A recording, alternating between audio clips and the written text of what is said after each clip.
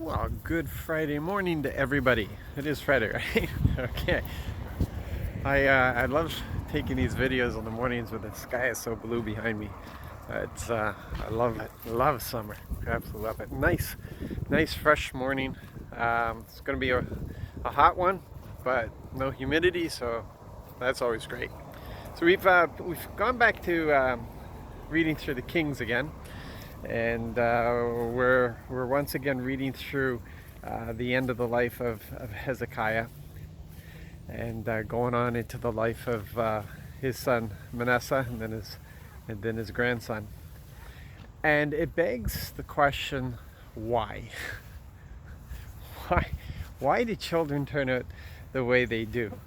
Um,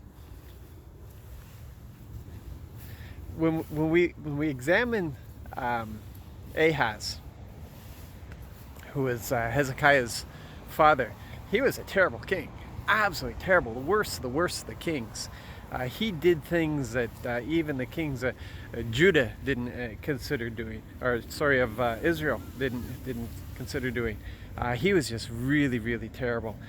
Closed down the temple and everything else, set up every shrine that you could possibly think of to offer to the gods nobody even heard of. He just desecrated the whole temple and shut certain gates. And Hezekiah comes in, and it's like he has nothing to do with his father. He's completely different, completely so dedicated to the Lord, so in love with the Lord, just gives himself over to just reforming the whole nation. He brought in such a prosperity, just reformed everything, taught, sent teachers out into the all over, just to reintroduce Yahweh to everybody, or everybody to Yahweh. And it was just a really wonderful, fantastic time. But he came from Ahaz. Ahaz was just a terrible man. How did Hezekiah come to love the Lord so much under a father like that? Well, it's called choices. Children are not stuck with their parents' failings. Uh, Children grow up to be adults, and as such get to make their own decisions.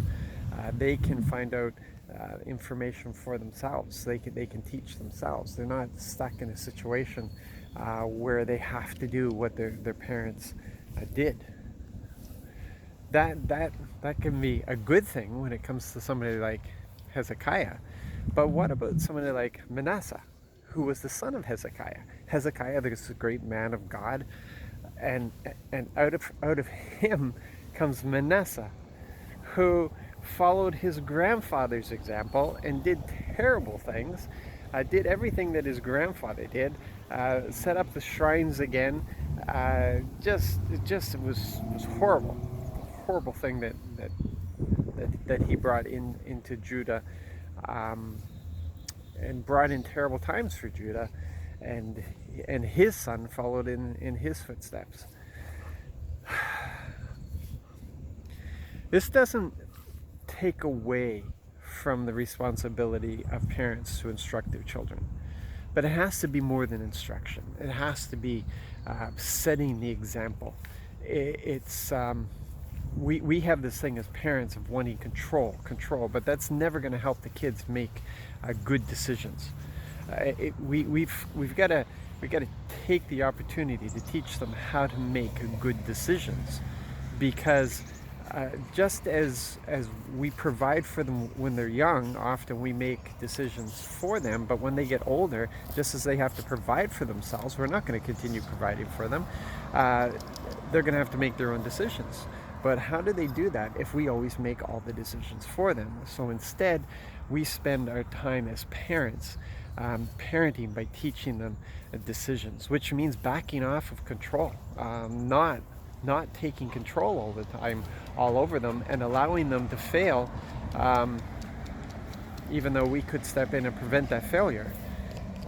But if they're making bad choices, they've got to see the consequences of those bad choices. But obviously, we're there to help pick up the pieces. And this doesn't come to life and death situations or when it comes to immorality and that sort of stuff. So, I mean, come on, we got to do this within reason. Then they're better equipped to make those decisions. But it's still their decision to make. So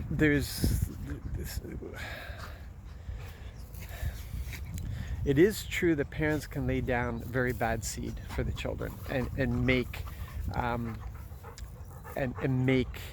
bad choices and set bad examples and such. But it still comes down to the children can overcome that by making their own decisions. The same is true that you can raise them well, you can set the good example, you can show them righteousness, you can just create an incredible atmosphere of love and acceptance and joy and peace. And the house can be a beautiful house, and they can still make decisions against that and end up in a terrible life. Yeah, it kind of takes you to the place of Ecclesiastes, but no, we're not going there, because we believe in the promises of our God, that if we train up our children well, they're in their old age, they're not going to depart from what they were raised in, and in a lot of cases they're not. But parents, if you've done everything that you can do, you got to stop blaming yourself. You've got to stop blaming yourself if you've done everything, because it still comes down to children making choices for themselves. And parents, if you know that you set a terrible example, pray, because your children could still make good decisions. You can be there to give them good counsel now. You can set a good example now. And as adults, they still get to make good decisions, as we see with Hezekiah. There's all kinds of examples of this in the Bible. And take from this what you want. Take from this what you can. We do the very best that we can. But at the end of the day, it comes down to our children's decisions. And all we can do is pray for them, love them, never abandon them, do what our Father does for us, never forsake them, never abandon them, no matter what they do. Stand with them. Don't come into agreement with them if they're doing bad things. But don't remove yourself from their life, because you may be the only influence that they have of God in their life. So you guys be blessed today. Be encouraged. Just have fun today. Have fun with the Lord today. Just enjoy Him and see what He wants to do through you, because He loves doing things through His children. God bless.